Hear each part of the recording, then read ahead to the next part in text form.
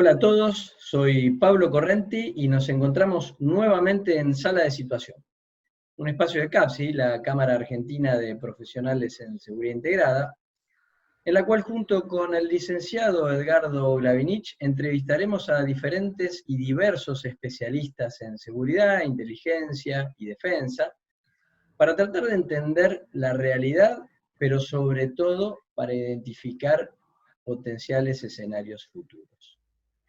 Hola Edgardo, ¿cómo estás? Hola Pablo, hola a todos y todas, soy Edgardo Gavinich. El objeto de este ciclo es brindar datos y construir información útil y oportuna para los gobiernos, el sector privado, la academia y sobre todo impulsar la reflexión y el análisis de toda la ciudadanía.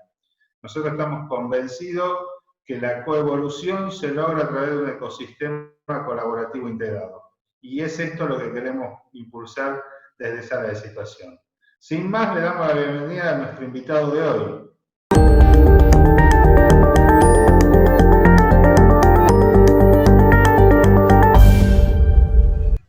Bueno, y efectivamente hoy vamos a dialogar con nuestro invitado sobre temas relacionados con el crimen organizado.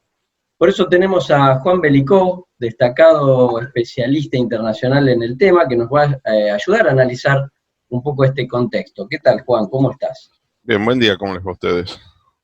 Muy bien, bienvenido.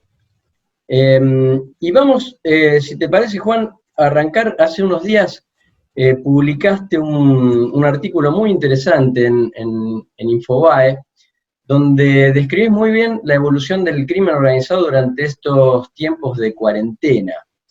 Y en esta línea, de hecho, bueno, sabemos que el crimen organizado es una empresa, ¿no? Que tiene obviamente sus mercados y que evidentemente han sido o están siendo afectados por esta situación, también por esta coyuntura. ¿Qué nos puedes decir en este sentido? ¿Qué ves que está pasando o que puede llegar a pasar en términos de los mercados relacionados con el crimen organizado internacional? Bueno, el crimen organizado ha aprovechado esta situación porque ha visto una gran oportunidad en ello. Es una estructura de negocios muy adaptativa, muy flexible además, y que además no tiene pruritos, no tiene restricciones. Eso hace que combatirla sea muy difícil, porque el Estado es mucho más lento en reaccionar, necesitas aprobación, modificación de legislación, entrenamiento, protocolos, en fin, toda una serie de cuestiones hay que validarlos, con lo cual esta gente se desplaza muy rápidamente. Yo siempre digo, es como cuando intentas buscar una hormiga con una lupa. Pones la lupa en un lugar, y mientras estás apuntando y resolviendo el tema, la hormiga ya se fue de debajo de la lupa, porque sabe que la estás mirando. Entonces, entiende cuál es el objetivo y se corre rápidamente. Un poco lo que nos pasa con el crimen organizado es esto. Pero yo te diría, quiero desagregar del crimen organizado un sector que es bien más complicado, que es el fenómeno mafioso. En términos generales, hay una larga tradición de inscribir al crimen organizado dentro de la estructura mafiosa, y eso es relativamente incorrecto porque nos da un mal entendimiento del problema. Yo siempre digo, recuerdo a Einstein que decía, la manera en que uno define el problema es la manera que lo va a resolver, ¿no? Y a veces cuando definimos un problema erróneamente, obviamente la respuesta también va a ser errónea. ¿Por qué digo que es diferente el crimen organizado y el tema mafioso y la mafia? La mafia, como dijiste recién, correctamente, la mafia no, perdón, el crimen organizado, como bien dijiste hace un ratito, es una empresa. Es una empresa porque tiene por objeto el lucro y por medio el acto ilícito. Y así lo define el Código Penal en casi todos los países del mundo. Dicen de 3 o más personas que de manera sistemática delinquen para lucrar. Algunos te agregan algunos detalles tales como que tiene que tener unos roles determinados, que tiene que haber continuidad en la actividad, en fin, pero son detalles menores. El objetivo es claro, el objetivo es el lucro y el medio el acto ilícito. Cuando intentás explicar qué es la mafia, la cosa casi se hace un poco más difícil, Porque el objetivo de la mafia no es el lucro, y esto es algo muy difícil de explicar, a la gente le cuesta mucho entenderlo, porque nosotros como mortales entendemos, y sobre todo gente de clase media, tenemos una necesidad de supervivencia, y para nosotros el lucro, el ingreso diario, nosotros vivimos con el sueldo de mes a mes, intentando hacer algunos ahorros para el día malo, de manera que nos permita sobrevivir en ese momento, como estamos haciendo muchos en este momento. La mafia, en cambio, tiene por objeto el poder, no el lucro. Y quiero aclarar esto porque quien tiene poder siempre genera lucro alrededor suyo. Quien tiene lucro no necesariamente tiene poder. Para ponértelo en una explicación más clara, también hay una diferencia en los medios, pero quiero agotar primero el tema del objetivo. Si yo tengo poder, no necesito lucro, porque puedo lograr a través del poder que cualquiera que me rodee tenga lucro. De hecho, los grandes capos mafias normalmente son pobres, en todo sentido de la palabra. Sin embargo, viven como ricos. ¿Por qué? Porque el poder les da todo lo que necesitan. Yo necesito viajar, no necesito tener plata para pagarme el viaje. Siempre hay alguien en mi entorno que me va a conseguir el viaje, que va a pagarlo de su bolsillo, va a ser que alguien me lo regale, porque sabe que el poder que yo tengo lo va a beneficiar tarde o temprano. El poder hace que me den un cargo. El poder hace que me den un mercado. El poder hace que la policía no me detenga. O sea, no sé si se entiende. Hay una serie de cuestiones que el poder te da que no siempre lo podés lograr con el lucro. Ahora, el poder tiene muchas fuentes distintas. La legitimidad es el poder, es la fuente del poder más clara que vos tenés en la política.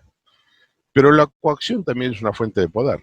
Un tipo que me tiene miedo me genera poder, porque al tenerme miedo, el tipo me va a apoyar para no tener ningún problema. Basta con que el capo mafia diga: me gustaría que mi hija entre en tal universidad, y le consiguen la beca. No tiene que pagarlo.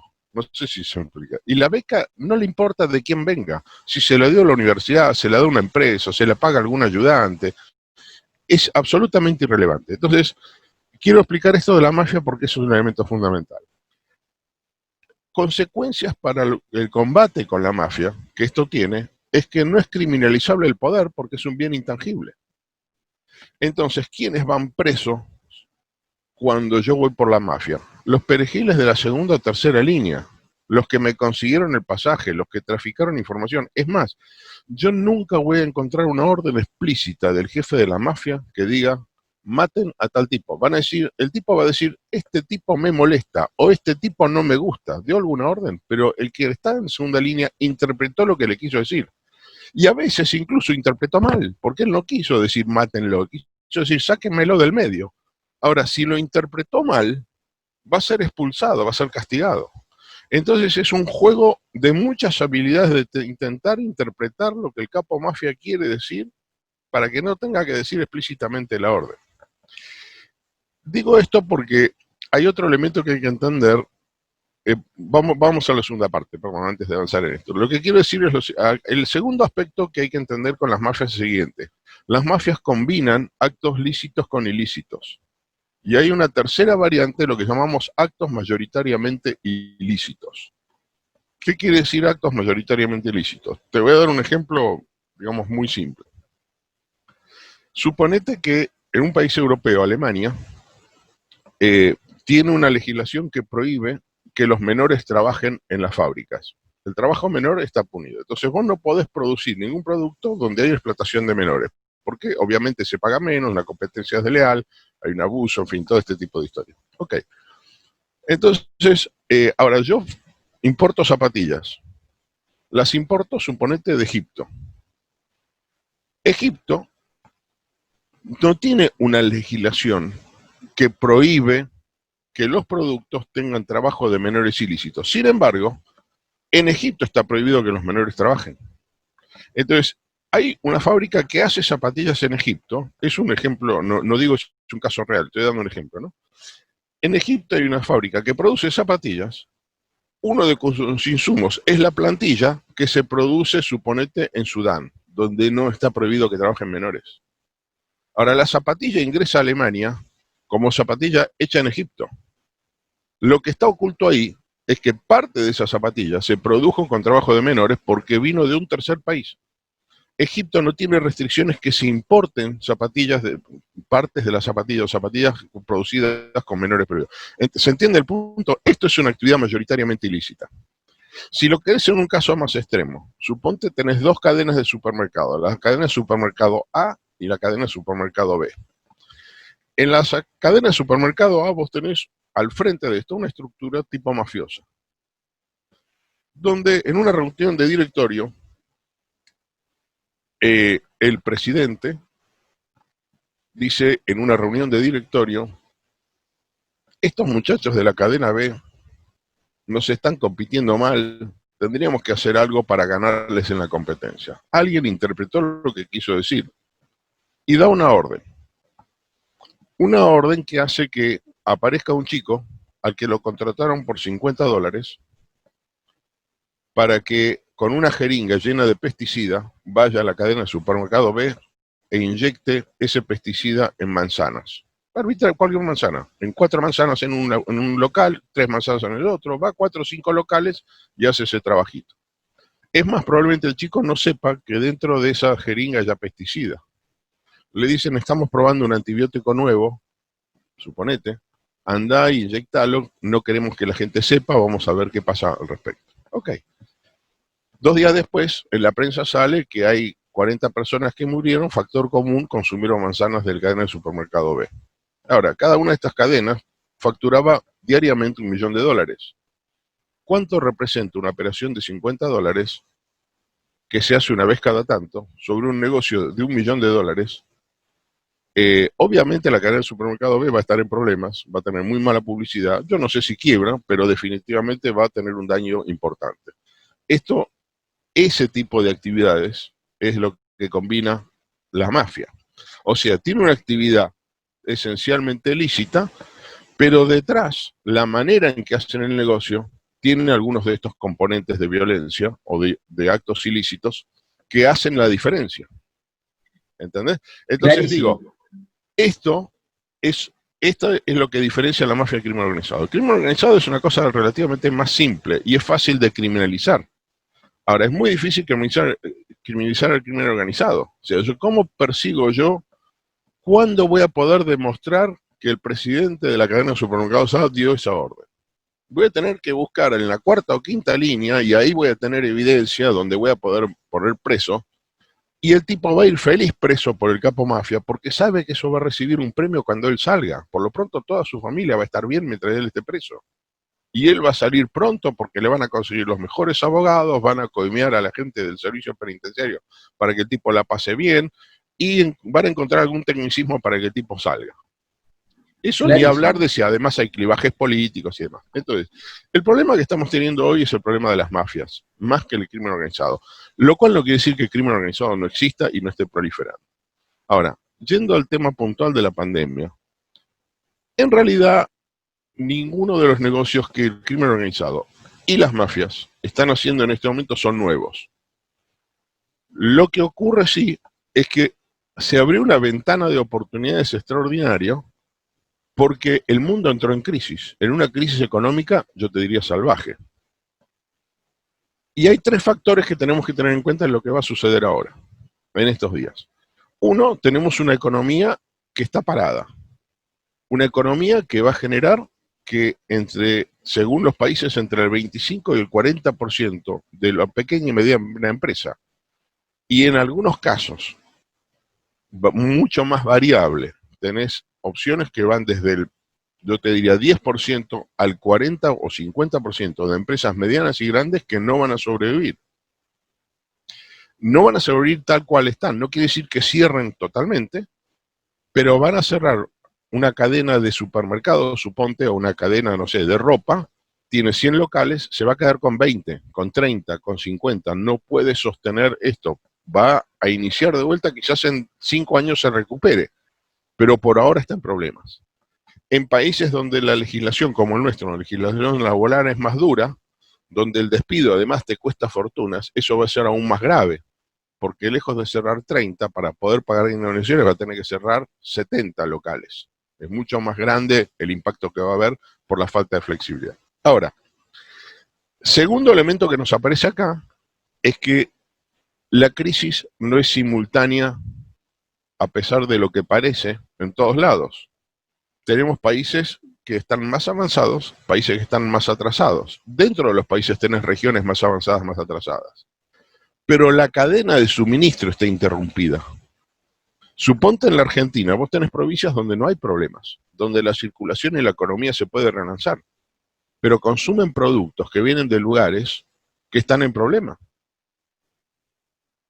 En este momento, por ejemplo, en Estados Unidos está creciendo a ritmo aceleradísimo el precio de la carne.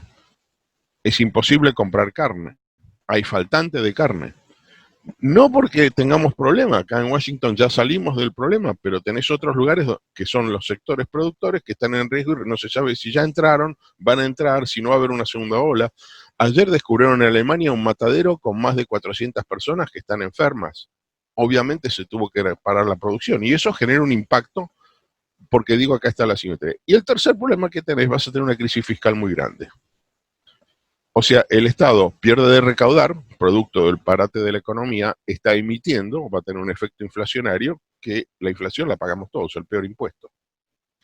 Entonces, y consecuentemente va a tener varios problemas. ¿Cómo vas a implementar el tema judicial? ¿Cómo vas a implementar el tema policial? Porque tenés menos recursos. Entonces, ni hablar ya de desarrollo social. O sea, vos podés tener la maquinita, pero tiene límites. Y el límite es la inflación. En este momento todo el mundo te lo perdona. Incluso las instituciones multilaterales de crédito, el Banco Mundial, BID y demás, están perdonando a los países que emitan a lo pavote.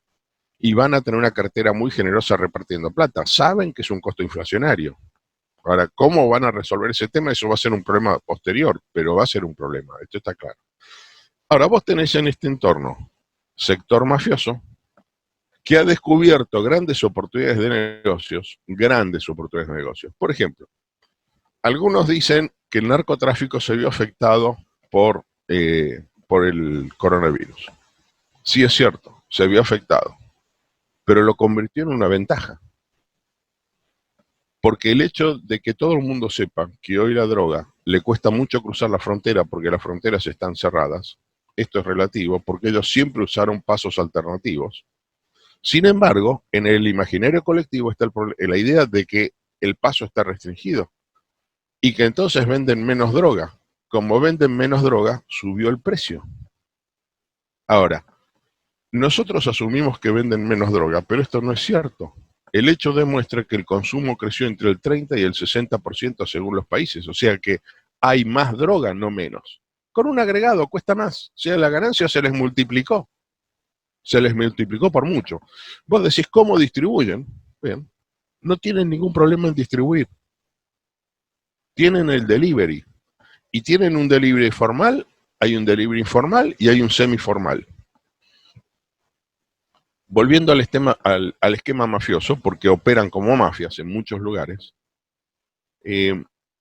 si vos tenés en un pueblo determinado, en un barrio determinado, en un municipio determinado, 5, 6, 7 restaurantes que están con dificultades económicas, porque obviamente el delivery no te da el negocio que te da tener el restaurante abierto, pues tranquilamente tenés dos opciones. O te compras el restaurante, o compras al que le hace el delivery al restaurante y el tipo junto con la comida reparte droga. ¿Qué problema hay? Es más, las mafias y los narcotraficantes son los que más mascarillas y más alcohol en gel han vendido, más incluso que los negocios formales.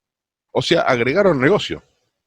La pregunta es, cuando pase esta pandemia, este negocio adicional que agregaron a esto, ¿lo van a dejar? Es decir, se descubrieron que el delivery es polirrubro, porque además también lo descubrió la gente. Hay gente que hace un mes no sabía cómo usar el correo electrónico y hoy te hace pedidos por internet. Bueno, ese delivery está siendo cooptado por el sistema del crimen organizado y por las mafias. Agregaron una línea de negocios. Yo esto lo comparo con otro tipo de actividades que suelen suceder. A mí me toca, yo trabajé mucho en Centroamérica, en el Triángulo Norte, zona muy caliente, Y a nosotros nos ha ocurrido con mucha frecuencia que llegan los gobiernos nuevos con ideas de populismo penal. Es decir, mano dura, vamos a meter a todos en cana y vamos a... ¿Cuáles son los barrios más complicados? Bueno, vamos a ir a hacer ahí un gran operativo. Y te mandan a la policía con el ejército a hacer un operativo, a tomar un barrio donde hay una mare, una pandilla, estos que andan todos tatuados, para terminar con la violencia que hay ahí. Y la paran, es cierto, la paran. Pero 15 días después, 20 días después, el ministro de Finanzas está loco, porque dice, por favor, paremos con esto. A mí me cuesta ese operativo $2 millones diarios. Hay que pagarle los viáticos a todos los militares que están en ese barrio, que cuesta una fortuna. Vamos a colapsar la economía con este tipo de actividades. Ahora, ¿qué efecto generó eso en el terreno? Efectivamente, en primer lugar, las grandes pandillas, el crimen organizado, cuando vio ese operativo, obviamente se fugó de ahí, se fue. Cesó el negocio, sí, pero no puede dejar de vivir. ¿Qué es lo que hizo? Se fue a lugares donde antes no estaba para poder sobrevivir. ¿Logró el 100% del negocio que tenía en aquel barrio? No, probablemente el 60% en aumento. Ahora, el día que el ejército se tiene que ir, porque ya no puede bancar financieramente eso, 1 mes, 2 meses después, 3 meses después, no hay problema. Ellos vuelven con un agregado, van a retaliar, se van a vengar de aquellos que colaboraron con el ejército. Van a demostrar quién es el que realmente tiene el poder en el territorio. Pero en detalle, además de volver a donde estaban antes, dándole oportunidad a una generación más joven y castigando a los viejos para que esto no se vuelva a repetir, además tienen el negocio 60% en aumento que tenían alrededor. No lo van a abandonar. Entonces, lejos de resolver el problema, lo estás agravando. Es como cuando era joven, era bombero voluntario en Vicente López, y me acuerdo que una de las primeras cosas que te enseñan es que el fuego producido por combustible no se apaga con agua. ¿Por qué? Porque el combustible flota. Y si vos le tiras agua, lo único que haces es que ese combustible incendiado se corra y te incendie otras cosas alrededor. Esto es lo que estamos generando a veces con estas medidas, con las que nos falta una lógica de ajedrecista. ¿Cuál es la política de salida de ahí? O sea, nosotros sabemos cómo vamos a entrar, pero si no tenemos planeado cómo vamos a salir de ese lugar, vamos a generar un daño mayor, no menor.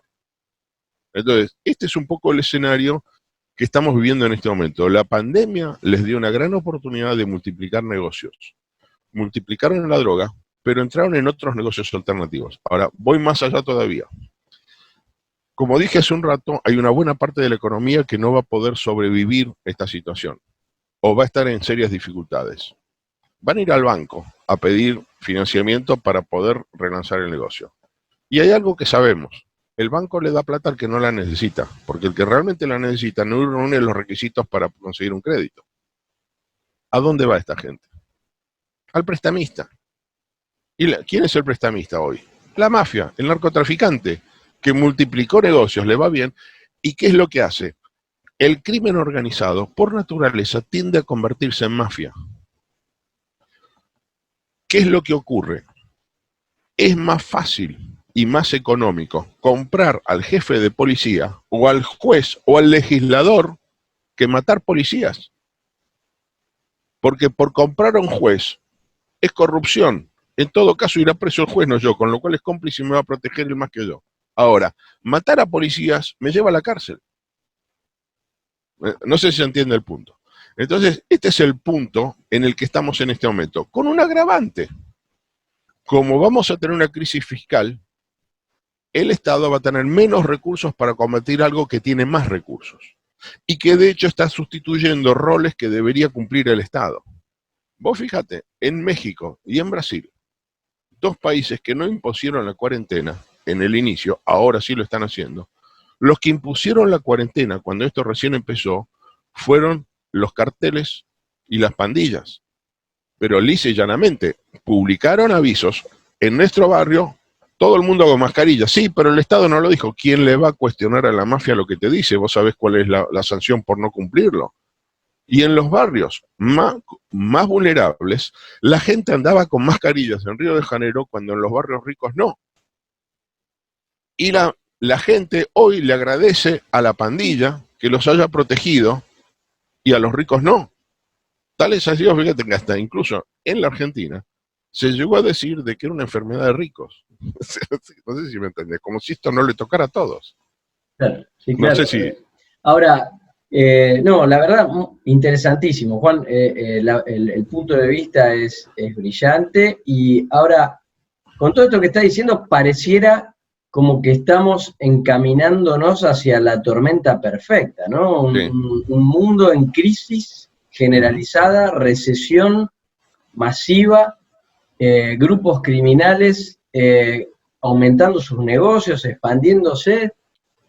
¿A dónde vamos con todo esto? ¿No? Digo, y por otro lado, ¿qué postura deberían tomar los estados? Porque también sabemos que muchas veces la relación Estado o gobierno, crimen organizado son muy cercanas en lo referente, como vos decías bien, al poder, ¿no? Y a la puja Sí. por el poder. Uh-huh. ¿Cómo ves el futuro cercano? Mira, yo el futuro cercano lo veo, yo te diría de la siguiente manera. En primer lugar, tenemos que entender que esto es una crisis y tenemos maneras de salir de la crisis. El tema es que tenemos que hacerlo de manera inteligente. El problema es que es una crisis de una naturaleza hasta ahora desconocida. Tenemos que tener agilidad e inteligencia para hacerlo. Mira, en este momento que está tan de moda el tema de la inteligencia artificial, en inglés sería Artificial Intelligence, AI está invertida la sigla, es AI. Sin embargo, en las esferas decisionales de más alto nivel, inclusive no a nivel solamente norteamericano, sino a través de la OTAN, Estados Unidos con Europa, están discutiendo de cuál es la doctrina que debería apoyar esa inteligencia artificial. ¿Qué quiere decir esto? Cuando empezó la Segunda Guerra Mundial, todos los países tenían tanques y todos los países tenían aviones. El problema es que no todos sabían cómo debían utilizarlos porque no tenían una doctrina adecuada a esa nueva tecnología. En la mayoría de los países, o en muchos países, los tanques eran usados como un sistema de caballería. De hecho, la caballería es la que maneja los tanques, todavía hoy, pero lo usaban como si fueran caballos mecánicos, nada más. Usaban la misma doctrina para una tecnología distinta. Usaban los aviones, los usaban como si fueran globos aerostáticos, como puntos de observación. Muy pocos sabían que el avión servía para bombardear, o sea. ¿Quiénes fueron los únicos que tuvieron una doctrina adecuada hacia una tecnología? La desarrollaron los alemanes y se llamó Blitzkrieg. Es decir, la guerra relámpago. La velocidad que te daba el tanque y el avión, por los demás no fue explotada porque seguían pensando en globos aerostáticos y en caballos mejores, pero nada más. Y era una cosa distinta. Por eso los alemanes invadieron toda Europa muy rápido y a los aliados les llevó 3 años y pico readecuarse y entender, cambiar la doctrina adecuada a esa tecnología para poder responder y revertir la guerra. Pero llevó mucho tiempo y llevó muchas vidas. En este sentido, nos está pasando más o menos lo mismo, porque nosotros habíamos aprendido a manejar crisis económicas. Pero la pandemia tiene algo distinto. Sin embargo, la respuesta es relativamente similar. Tenemos que encontrar una doctrina que acompañe la recuperación de esta historia. Y yo te diría, hay algunas lecciones prácticas que podemos tomar. Hace ya bastantes años, Schumpeter, Dahl en alguna otra medida, y Kondratiev han elaborado la teoría de la ciclicidad de los periodos, de los ciclos económicos, y hablaban de cada 50 años hay una crisis económica mundial. Ellos toman el 1750, 1800, la Revolución Industrial 1848, después viene la 1917, 5, 17, como quieras ponerlo, la Primera Guerra Mundial, la Revolución Soviética, después viene 1968, el Mayo francés, y si te estiras te das cuenta que entramos en el 2020. Algunos pensaban que la crisis financiera del 2008 era aquella crisis, y estaban muy contentos porque de alguna manera logramos salir de esa crisis. Parecería que la hemos solucionado. Yo te diría que la crisis verdadera es esta, no aquella. Que el ciclo de los 50 años está acá. Pero tenemos que entender que lo mismo que nos pasa con el crimen organizado cuando ponemos la lupa, el problema es que nosotros pusimos la lupa sobre el factor económico y tenemos muchos otros problemas más allá del económico y se planteó esta nueva crisis no es que se planteó la crisis, porque la crisis lo que hizo fue precipitó una situación que ya era compleja. El hecho de que una empresa no pueda sobrevivir 60 o 90 días de crisis demuestra lo débil que es el sistema económico. Ahora, lo que disparó esta crisis, paradójicamente, no fue una crisis económica, fue una crisis sanitaria. Entonces tenemos que adecuar los conocimientos nuestros para entender esto. ¿Cómo hemos salido de esas crisis anteriores? Y yo te diría que básicamente es lo que indica cómo salir en este momento. En primer lugar, tenemos que flexibilizar, y acá vuelvo a lo que dicen los americanos con la TAN. Ellos dicen que a la inteligencia artificial, a Artificial Intelligence, hay que acompañarla con una doctrina que ellos ya le pusieron nombre. Se llama agilidad institucional. Institutional Agility. Invertido la sigla, pero para nosotros es. ¿Qué quiere decir esto? Ellos dicen lo siguiente.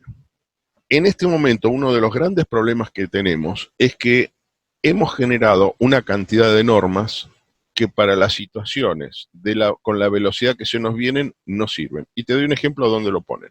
Ellos dicen dos cosas. Uno, se nos ha producido una brecha enorme entre la economía pública y la economía privada. La OTAN obviamente habla en términos militares, pero ellos te dicen lo siguiente. Cuando estalló la Segunda Guerra Mundial, nos dimos cuenta que nos faltaba equipamiento militar y tuvimos que reconvertir nuestra industria civil en industria militar. El potencial industrial europeo, pero particularmente norteamericano, se puso a producir tanques, jeeps, aviones, etcétera, etcétera. Ahora, si vos comparas un avión civil con un avión militar de aquella época, la brecha tecnológica era relativamente corta. Para darte un ejemplo, tenían el famoso DC-3, que era un avión comercial. Le generaron la versión militar, se llamó DC-47, pero era básicamente el mismo avión. Vos fíjate que terminó la Segunda Guerra Mundial y el Jeep, que se montó en base a un auto Willys que ya existía con el motor de Willys, se produjo civilmente y todavía hoy se fabrica. Obviamente evolucionó, pero se fabrica así. Ahora, si vos ves lo que es la tecnología militar hoy, está tan lejos de la tecnología civil, que es imposible generar esa simbiosis y desde lo militar incentivar lo civil y desde lo civil lo militar. Hoy tenés esa dificultad. Juan, Sin embargo, sí.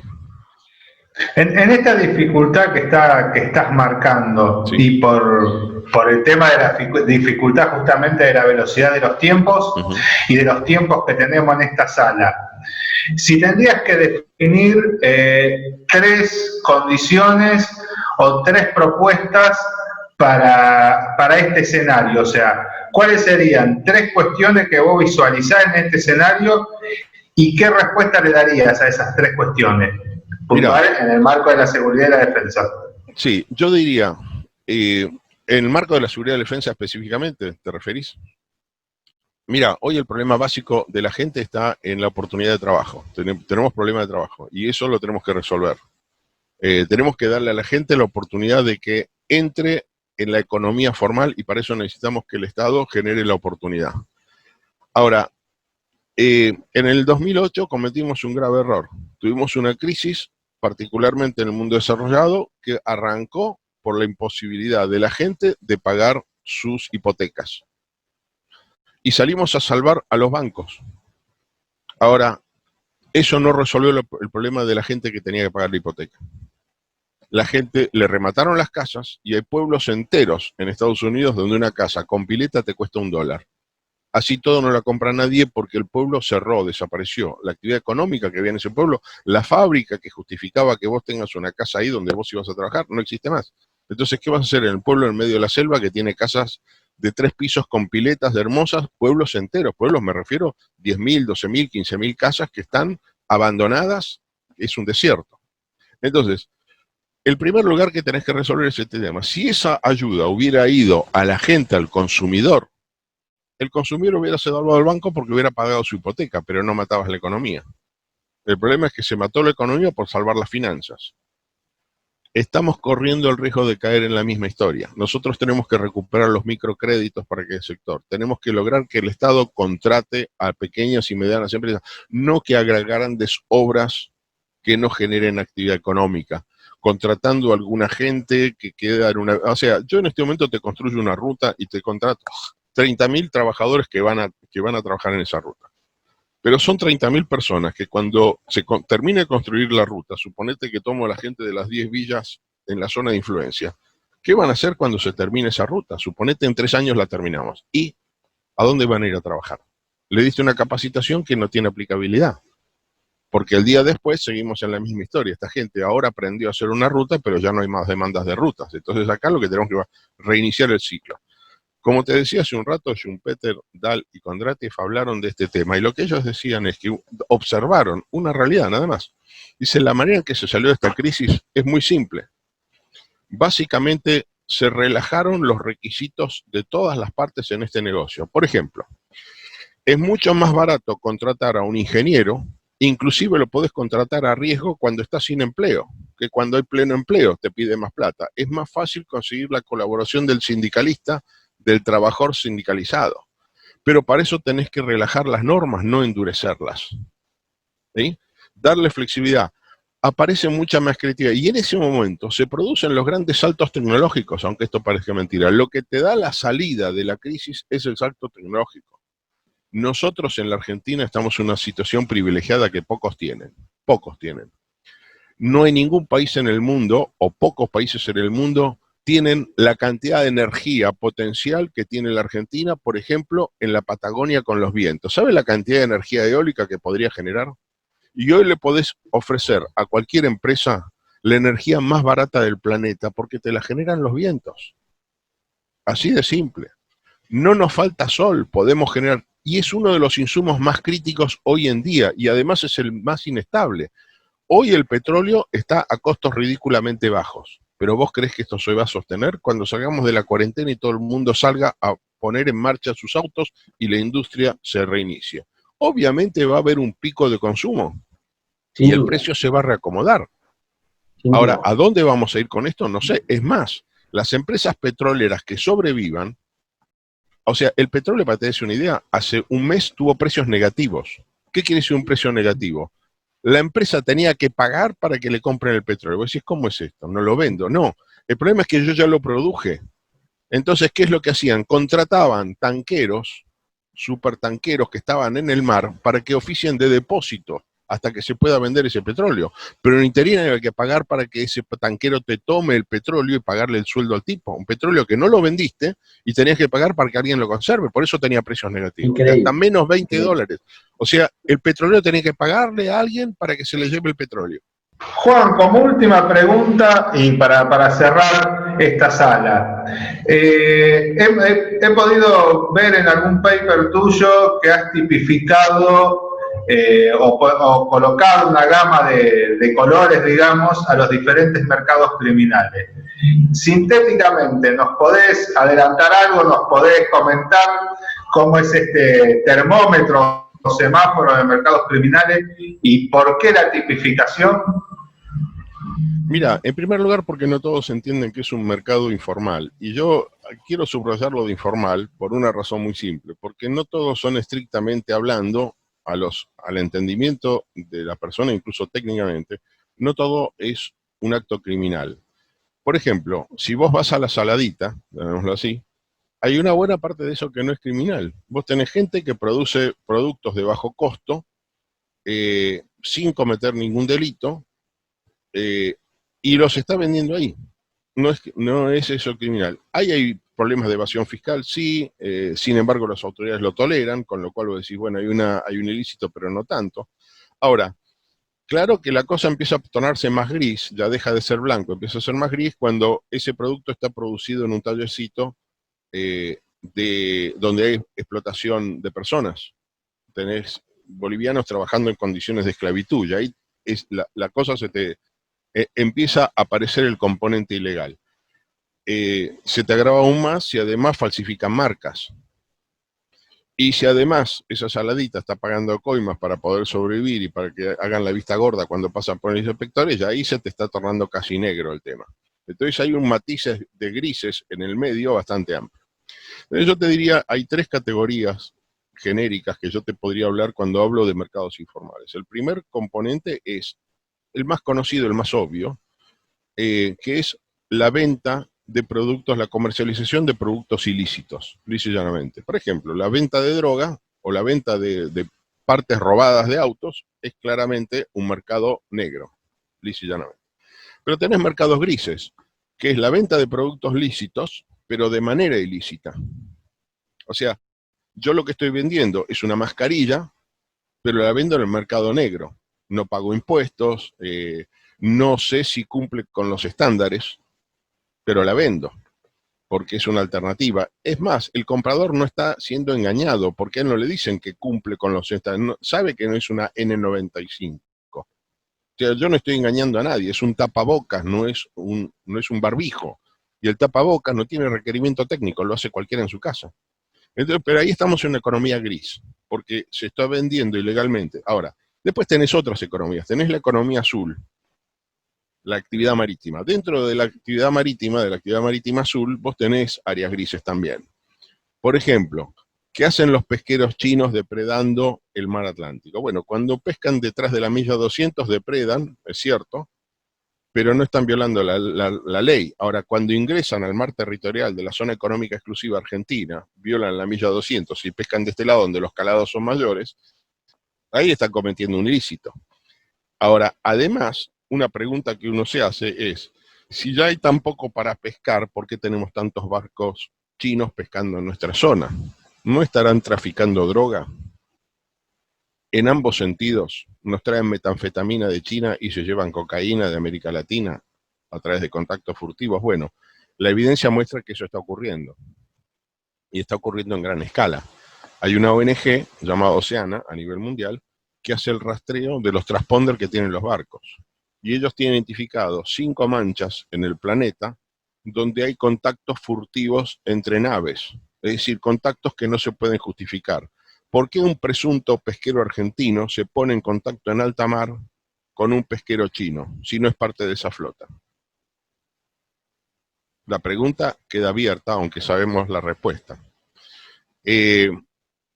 Entonces, el otro caso es que algunos barcos apagan los transponders, y eso también lo identifican. Bueno, en nuestra región, de esas 5 manchas, hay 2.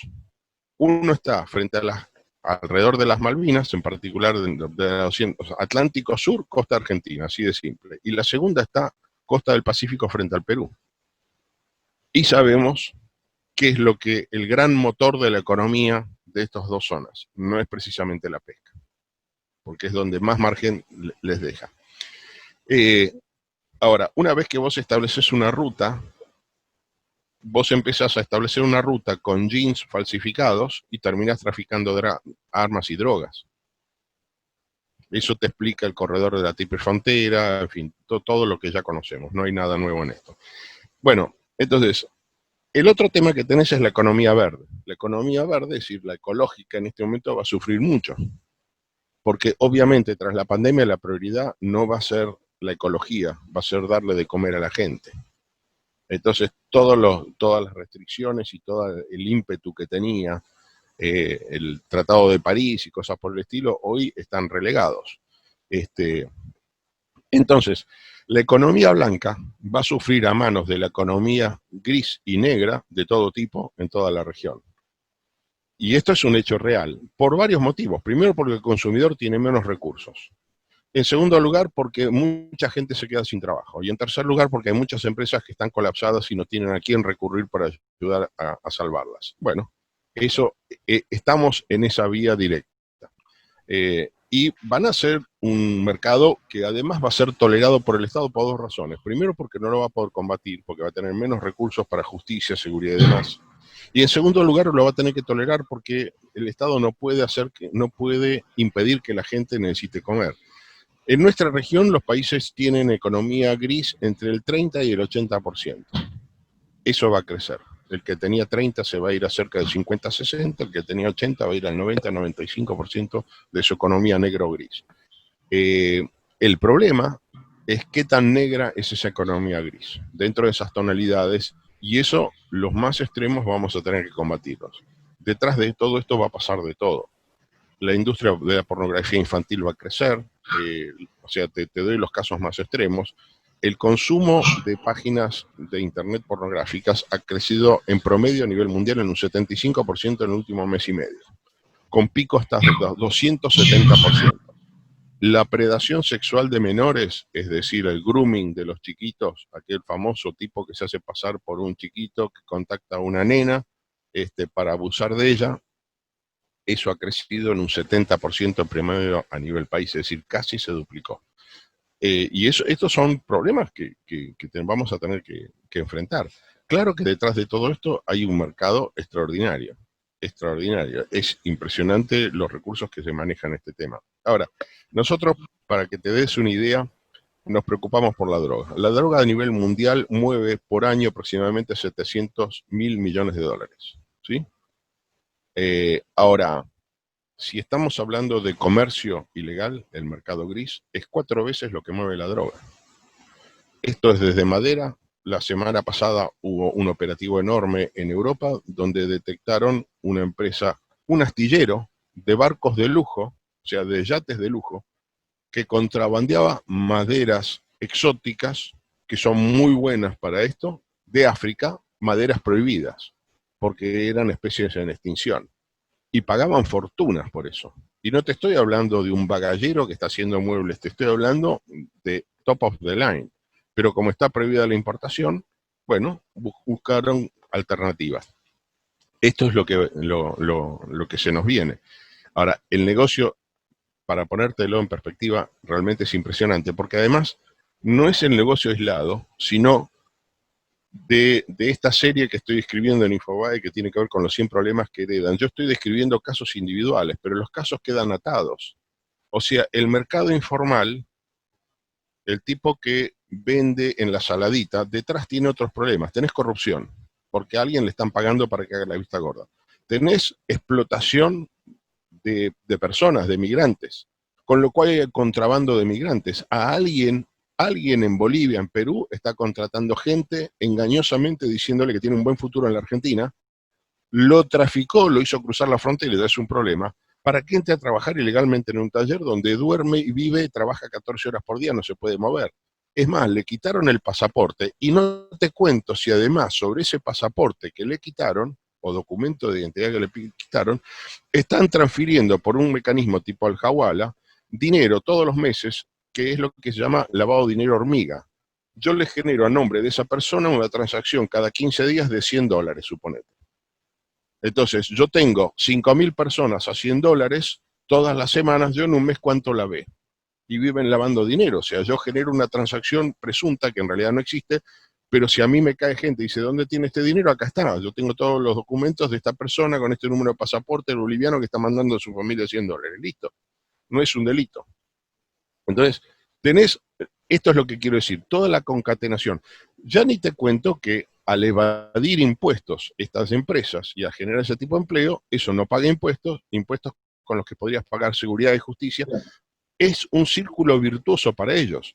Ahora, cuando vos vivís en una villa, la 11114, y vos tenés un problema, vos no vas a la autoridad porque la autoridad no existe ni tiene recursos. Y además te responden mal, vos no podés ir a justificar lo injustificable. Ahora, lo que quiero destacar acá importante del mercado negro es que donde hay mercados informales, hay poderes informales. ¿Por qué? Porque si yo estoy en la saladita y vendo productos falsificados, yo no puedo ir a la fiscalía, no puedo ir a la policía a hacer una denuncia que me robaron eso.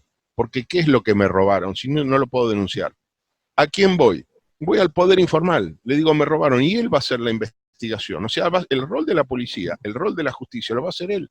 Sí, claramente como bien mencionabas, Juan, es un círculo virtuoso para ellos, para los grupos criminales, pero al mismo tiempo es un círculo vicioso en el que está entrando el mundo en esta etapa por todo esto que vos bien describías. Y de nuevo, la verdad es un juego de suma cero, porque lo que ellos suman lo pierde el Estado. O te diría al revés, lo que el Estado va a perder o está perdiendo, ellos lo van a ganar porque es un territorio que ocupan inmediatamente. Pero además tiene una ventaja, porque vos si sos Estado y entras en la Villa 31, tu obligación es de darle los servicios a todo el mundo. O sea, yo voy a ir a salud y se lo voy a todo el mundo.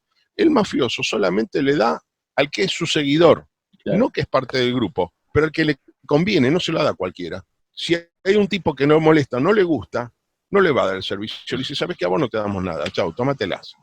Exacto. ¿Me entendés? Vos fíjate, te voy a dar un ejemplo más extremo. En este momento, en Centroamérica, la pandilla entra a tu casa, que vos tenés, es de tu padre o tu abuelo, y te dice, ¿sabes qué? Tenés 2 horas para desaparecer acá, la casa es nuestra. Y no importa el título de propiedad que vos tengas, no importa lo que haga la justicia, vos te vas. Porque si no hay una masacre y toda tu familia está en una zanja en 24 horas. ¿Entendés? Entonces, a este punto deberíamos evitar llegar. Para eso tenemos que flexibilizar el Estado, entender, y hay que ir a la demanda y hay que resolver el problema de la gente, ¿sí? Entre otras cosas hay que resolver el tema de que la gente vuelva a producir, y hay que ponerlo en clave económica, no en clave financiera. Las finanzas son un apéndice que apuntan a la economía, pero lo que te da de vida, lo que te da de comer todos los días no es la finanza, es la economía. Nosotros tenemos una larga tradición de bicicleta financiera y eso es peligrosísimo. Sí, sin duda, Juan. Bueno, realmente interesantísimo. Y de nuevo, te comprometemos para una próxima edición. Con mucho gusto. ¿Sí? Muchas gracias por tu participación. Esperamos obviamente a todos, ¿no?, en las próximas ediciones de Sala de Situación. No olviden suscribirse a nuestro canal, lo pueden hacer desde el logo de CAPSI que debe estar apareciendo en este momento en pantalla. Así que, Edgardo, tu cierre. Bueno, agradecer a Juan, sin duda un tema muy interesante. La verdad que una fundamentación extrema y por ahí viéndolo en perspectiva, algo que todo el sector público, el sector privado y la academia va a tener que empezar a indagar y prepararse para dar una nueva respuesta en una nueva normalidad. Y un poco una fundamentación a lo que vos, Pablo, sostenés de la distopía ha llegado, estamos en ella y hay que aprender a transitarla. Gracias, Juan, gracias a la audiencia, gracias por pasar por esta Sala de Situación. Pablo, como siempre, tu cierre y nos vemos en la próxima edición. Simplemente saludarlos a todos con un gran abrazo y nos vemos en la próxima.